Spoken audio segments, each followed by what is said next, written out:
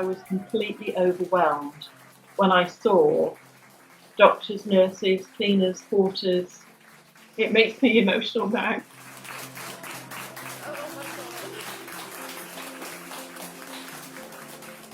My name's Caroline Maguire. I work as an intensive care nurse for Wye Valley NHS Trust. I was admitted to hospital on the 9th of April and I was discharged on the 26th of April, having stayed in intensive care in between times for about 12 days. Hi, I'm Maureen and I've just done 45 days in the hospital with coronavirus and I've come out the other end smiling. Hi, I'm Lee. I've just recently come out of hospital. I was in for 5 weeks and 2 days. Hi, my name's Alex and I'm a paramedic. I was in hospital for 6 days with complications from the coronavirus.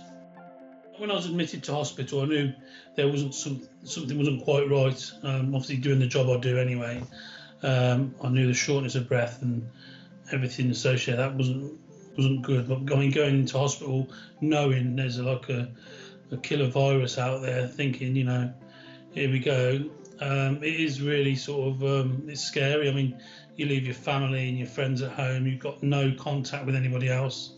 I don't remember the ambulance man taking me to hospital. I only remember going into Ward 42. I was in there for a couple of days and then they took me up to the Victoria Hospital. After that, ICU's a blur to me. I went in, I was induced into a coma after I had to go on the ventilator and whatever, and paralysis. I think the consultant actually spoke to Rachel and give her, I had really slim hopes then. I think it was 20 or 30% they'd give me. It was a very, very frightening and made you feel very vulnerable because I wasn't capable of looking after myself and I had to rely totally on everybody else to help me. My biggest fear was dying. I've got 2 grown-up children, I've got a family, I've got a partner, and it just makes you think, am I ever going to see them again? When they took us in and they were all lined up there, and I said, thank you very much. I really didn't know what to say to them. I said, you've been all awful good to me, and I appreciated it because they've helped me get home. They were always calling me the miracle because they thought I was going to be in for 2 months. And they can't believe that I've got myself out of there within 3 weeks. They were cheery and everything, and they were telling jokes, and they were really good. Whilst we were going through the sort of exit when they were clapping, I mean, I wasn't really looking my best coming out of the ward in my surgical stockings and face mask, and I was still quite gasping for breath. It was a nice way to leave, I think, and then everyone else was really happy as well. Just so emotional, elation, you feel like you've accomplished something because it's a very, very nasty virus, and I was thankful to be going seeing daylight, to be honest. I was wheeled out of the ward and a few staff clapped me on the ward and I didn't expect anything else. I was completely overwhelmed, and it just makes you realise that as much as people are saying nurses are NHS heroes, I wouldn't be sat here talking to you today if I hadn't had that care. It does sharpen up everything and it gives you a bit of perspective.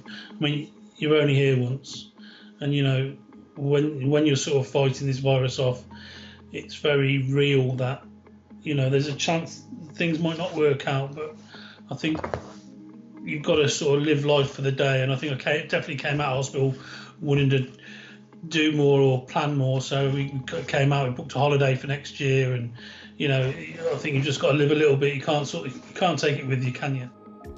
Value the people around you. Never take anything for granted. I'll never take anything for granted again, because I would never in my wildest dreams have thought I'd be in the position that I was in. I've definitely got a different outlook on life, but I'm just trying to take every day as it comes at the minute. I just want to get strong and fit to do. There's a lot of things that I need to do around the house, and just the general things, get back to work or something. I think I do just hook my kids a little bit tighter, and I think it's all about family. Everybody can work till they drop, but you've got to enjoy the time you've got here with your family and your friends, and that's what I'm planning on doing, really. It makes you realise that if you want to do something, then do it. I can't travel at the moment, but I haven't seen my partner since February because he doesn't live in Hereford. So it's all those things. You realise that touch, talking is so important. But I think the crux of it all is that you have your family, and I have good family support, which is, I'm very fortunate, because I know not everybody has that. I'd like to put something back into the NHS if I could, because they're doing a fantastic job. In ICU it was like, we had 2 staff allocated to me constantly. They were at the side, anything you needed, it was done. I couldn't thank them enough. I've learned from this the compassion that people show, that human nature is absolutely fantastic at its best, and that it's something I will never forget, ever.